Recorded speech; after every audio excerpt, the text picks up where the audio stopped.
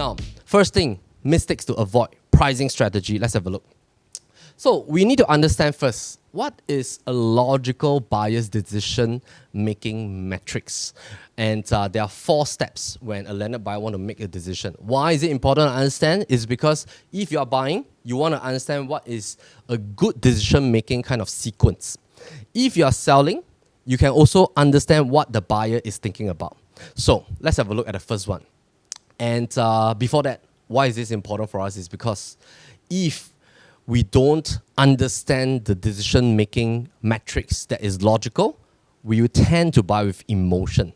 And next time when we want to sell, there will, of course, be a certain level of heart pain when you want to sell, because there are properties, of course, that are stuck in the market for 12, 18 months and they still cannot find a buyer.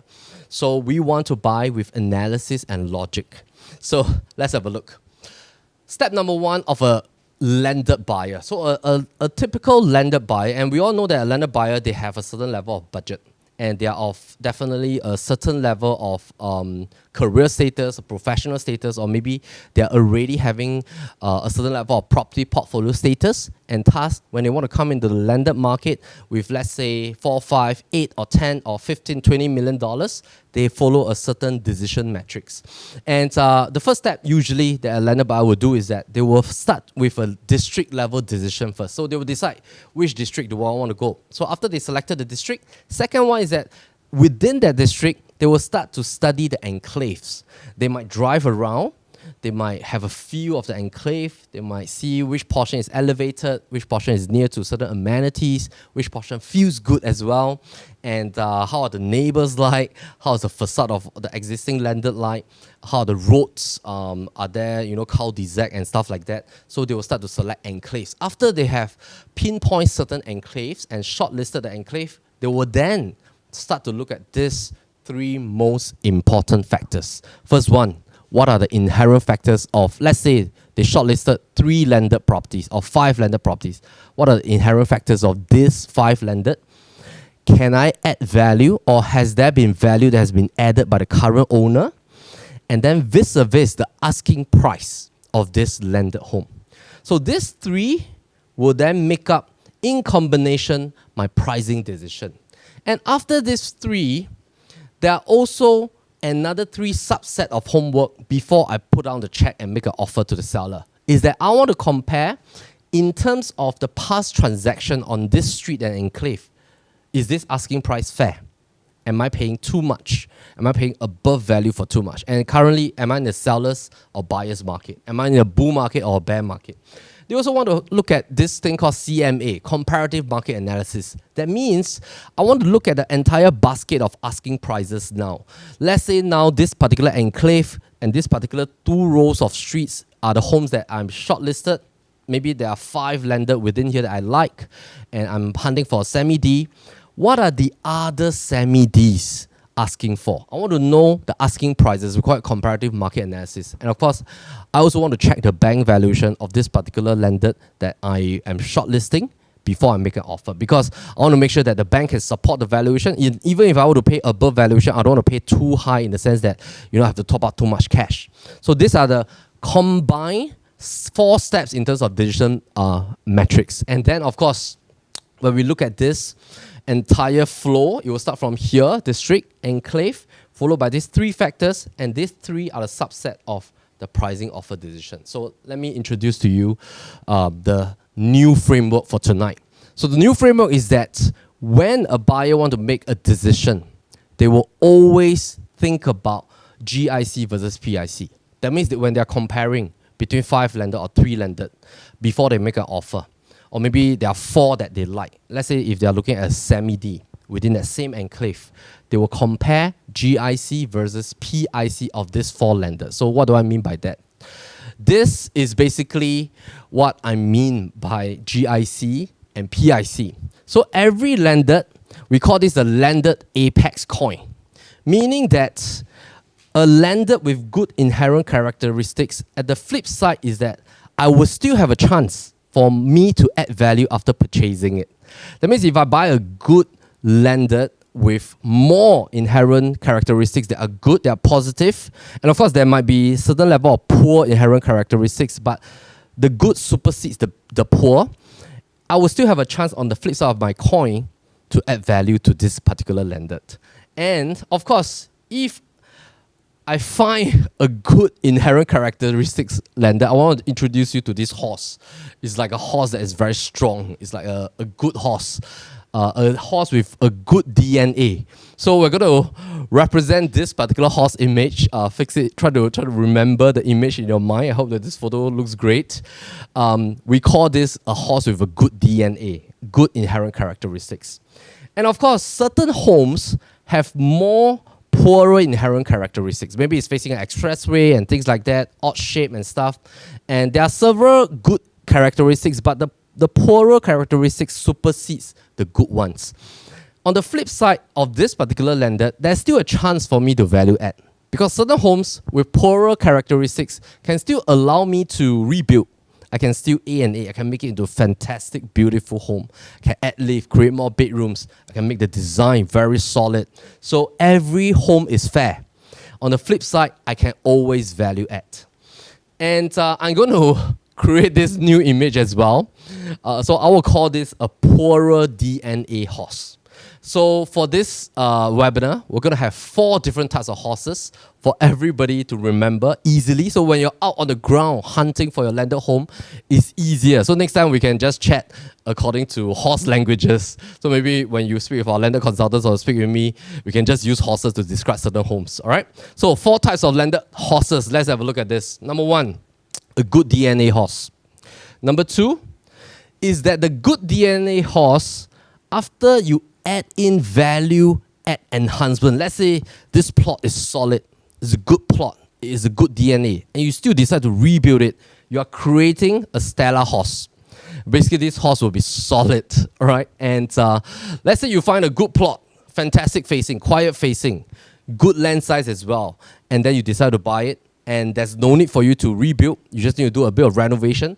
You are also value adding it. You add in a lift and things like that. You're also creating a stellar horse. Now, let's have a look at this as well. If let's say you have certain budget limitation, or maybe you like this enclave and there's only this home available and you decide to go ahead and buy a poorer DNA horse, this is what we call a PIC, but you still have a chance to enhance the poorer DNA horse into what we call an enhanced horse. So all in total, we have 4 horses here.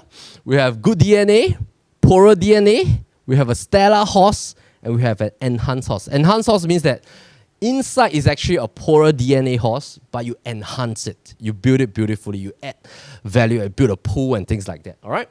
So let's have a quick recap, because we're going to combine these 2 frameworks. I've been talking about this framework for the last 3 years, and a lot of our landed buyers and sellers, they have actually wrote into us when they interacted with us, or they have purchased or sold homes with us. They have told us and feedback that this landed categorization framework has helped them tremendously. And let me just do a quick recap. Basically, there's 4 categories of landed home. First category are homes that are meant for rebuild, usually more than 30 years, single-story homes. Category 2, usually 1.5 story to 2 story, more than 20 years. They require A&A, because a lot of the 2-story homes now only have like 3 bedders, not enough bedrooms, not enough built-in area. Category 3 are homes usually done in the last 10 to 15 years, modern built, renovated. Some come with lift, beautiful condition, but they're 10 to 15 years old. And Cat 4 will be homes that are being introduced by developers. They bought a lot of Cat 1 homes, tear them down, subdivide, and then they rebuild and sell it straight to the market once they complete it. So it's brand new. You are the first owner to own it and live in it. So example of Cat 1 home, Cat 2, Cat 3 will be renovated. You just need a little bit more renovation. Cat 4 will be brand new homes, all right? Now, quick recap. What is also landed disparity effect? Disparity effect basically is a comparison across conditions. So very importantly, when you use the landed framework that PLB has invented, you use the disparity effect as well to put in the pricing before you make a decision. So for example, this particular enclave, you see 4 different landeds, or maybe you see a particular landed and you want to know if this price makes sense. You need to compare across the category 1 in the same enclave. How much are they asking prices? Category 2 and the brand new developers, and then you see whether the price that this seller is asking for, does it make sense for you to make an offer. So that's what we call disparity effect conditions. And let me give you an example. So now I'm going to add in the horse kind of framework so that it's easier for everybody to understand even better, right? So let's, for example, you see a Cat 2 home, which is like a home that has been 25 years, all right? And work needs to be done. A needs to be done, all right? Because it has been 25 years, first owner condition, only 3 bedrooms, not enough build up. And then you see on the same street, another home for sale is a Cat 3 home, and this home is renovated, all right? Of course, this is like a visual image, but let's imagine this Cat 3 is not brand new, about 10 years old. You can move in straight on, you just need to repaint, touch up a little bit, do some carpentry, and both are asking for the same price. However, this land plot has good DNA. Why? Maybe in terms of facing, it's fantastic, north-south direction, quiet, but this has poorer inherent characteristics. Maybe it's facing a noisy street. Maybe it has a west sun facing, but it's added with VAE, it's enhanced. And thus, when you look at this two, you are thinking, hey, should I go for this one with a poorer inherent characteristic, but it has been added value by the owner already. It means that I don't need to spend much money. But this one, maybe I need to spend $1 million to A&A, and it will bring my total cost to $9 million. But I'm going to have like a stellar horse, a horse with good DNA that's being enhanced with value. So which one should I choose? So with this, then it will be easier for us to make a decision, because end of the day, it's also based on our time preference. Do I have the time to spend on A&A or rebuild? All right. So now that all the 3 frameworks are added together, it's easier for us to move on to 3 to 4 different scenarios. Let's have a look. Now, so we're going to do this together, all right? So any questions, of course, feel free to ask in the chat box. Usually what we do is that after the webinar, we'll compile the questions and then we'll answer one shot, send out a PDF to everybody to your email that you used to sign up for our webinar. Now, let's have a look at scenario number 1. So scenario number 1 is that just imagine you're a buyer and you're out hunting. You have already selected your district. You are going into an enclave already, and then you're deciding, hey, what kind of home should I buy? You have a set of budget, but your budget is pretty flexible. You can actually go up to Cat 4 of maybe a semi-D. But you're just really thinking, hey, you know, I have maybe certain aspirations. I do hope that, you know, one day I can buy a landed that's all tear down and rebuild to my own design, because I have certain kind of style that I want, certain kind of structure, size of bedrooms I want to be involved. And I have the time. I have the 1.5 to 2 years time to work with my architect. But at the same time, you're also open. If there's good Cat 4 homes, you don't mind buying it. If there are beautiful Cat 3 homes, you're also okay. Or Cat 2 homes for you to A&A, you're also fine. And then what should be the level of homework that you should do? Basically, the first step is add in the asking price first of the units that are in the enclave that you're selecting. So after you add in the asking prices, you realize that there are 4 landed homes that you're all okay to consider. Whether is it Cat 1, 2, 3, 4, you're all okay. And Cat 1 home, there's 1 unit asking 7 million, semi-D, and then 8 million, 9 million, and then there's a brand new developer for 10 million. So what is the next step? Basically, you rate the horses in terms of their condition. So after you put in the horses basically is to determine whether is it GIC or PIC. So you realize that, hey, this Cat 1 home is asking for 7 million, but it has PIC, poorer inherent characteristics. Maybe facing is a little bit noisier, plot shape is a little bit odd, or facing is a little bit off, maybe. So you rate this as a poorer DNA horse. But then the Cat 2 home is a good DNA. All right? Good plot, good facing direction and stuff like that. And then there's a Cat 3 home that is an enhanced horse. All right? So this has a poorer inherent characteristics, but it has been added value already. And then you have a stellar horse, which is direct from developer, good plot, and then brand new, $10 million. However, when you have decided and then you have discussed with your family, And because these are the only 4 homes on this particular landed enclave that you're very keen in, you've waited for so long for all these listings to pop out in the market. Finally, you have a chance to enter into the market and get a home for your family. And then after you go back and discuss with your family, you all decided to go for this. Why? Maybe there was an emotional aspect. Maybe you're thinking, hey, let's really take this chance to build our own home. Even if it's a poor DNA, doesn't matter. It's okay. I'm going to rebuild it beautifully and we're going to love it. All right? So what's going to happen is that maybe after you bought it, you chose this out of emotion.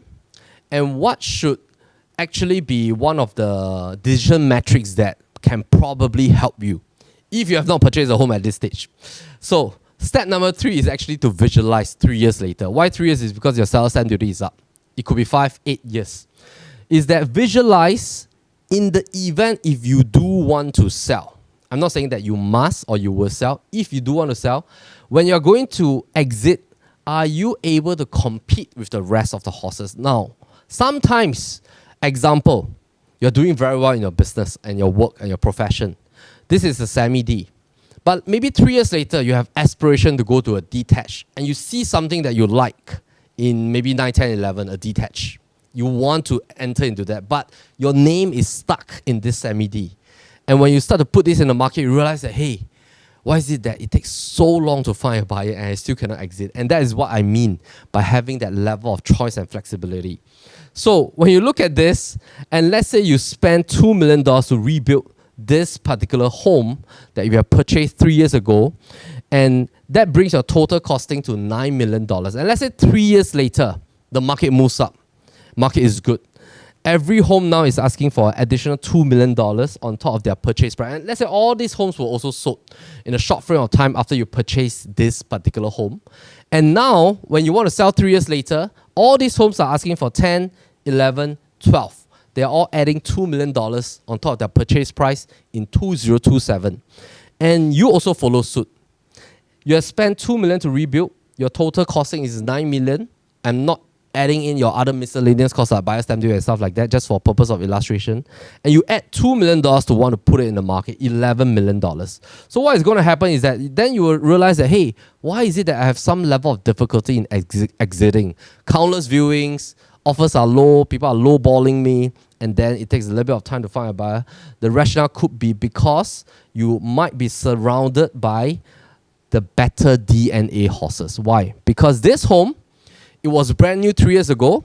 Now it's 3 years old. Your home, maybe you took 2 years to build, even though it's only 1 year old, but maybe in terms of the GIC, good inherent characteristics, the good DNA, a lot of buyers are preferring to just pay another $1 million to go for this $12 million stellar house compared to your enhanced home. Because even though you have rebuilt it, the original intact right inside is still a poorer DNA.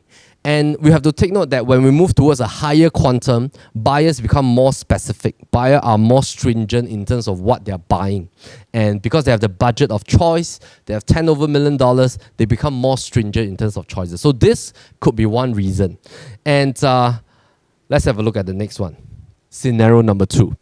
Now, scenario number 2, basically, let me just add in the scenario first for you. So basically, you saw a Cat 1 home, and this is a good DNA home, 7 million. Cat 2, there's a poorer DNA. Cat 3, enhanced horse. Cat 4, also enhanced. And you are the only good DNA landed home in this entire enclave. And these are the price point. So what could be the opportunity here? And which one should you select? Maybe you can key in the chat box, let us know your choice. And of course, interact with the rest of our audiences as well. So let's have a look at this. And this scenario basically is an opportunity scenario. And allow me to share with you why this might be so. So let's, for example, you have decided, hey, you know, since the rest are poorer DNA and this is the only good DNA horse, let me go for this and let me rebuild it. And what might happen 3 years later? So basically, let's say you take 2 years to rebuild and you live in it for 1 year. You spend $2 million to rebuild. Same scenario. Your total cost is $9 million. And then you decided to put it in the market 3 years later for $13 million. Would you have a chance to sell it? And I would say that you definitely have a chance to sell it. Why? Because if we were to look at all your competitors. You are in an enclave where the rest of the horses are poorer DNA. And if they were to just mark up $2 million, even though yours is at a higher asking price of 30 million compared to this is 3 years old, yours is 1 year old, but buyers will know and buyers can see for themselves that yours is a good DNA by nature. And by the time you rebuild it, you have already built a stellar landed property. And if you look at this, the opportunity gap here is that your total cost is 9 million if you can exit at 13, which is just 1 million above that brand new home that was just brand new 3 years ago. Your profit is $4 million compared to the rest. And that is what I mean by another scenario, that by understanding the condition disparity, as well as the pricing disparity, and putting in GIC and PIC, it can help you to make better decisions. Now, so knowing how to analyze pricing strategy will also allow you to reap appreciation or a better appreciation 3 years later. So let's have a look at scenario number 3. I hope that you're following us closely so far. We still have 2 more scenarios before we move to point number 2. So scenario number 3 basically is like this. This is also just to have a very simple illustration in the sense that if, let's say, you are a buyer comparing 2 landed in the same enclave, you happen to see a Cat 3 home and a Cat 3 home. Basically, these are both renovated. They are 15 years old, but renovated. Touch up a little bit, you can move in.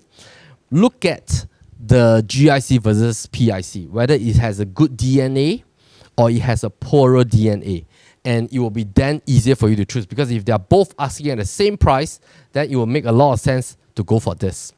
Now, what if you see this scenario in the same street, in the same enclave, both homes you like, and then you are thinking, hey, this is a Stella, this is an Enhance, but I can save $1 million. This is also a possible choice as well. If, let's say, you have a certain level of preference and you might want to save that $1 million and take that $1 million, pump into this to further enhance it, because there are certain things that you want to do with the home.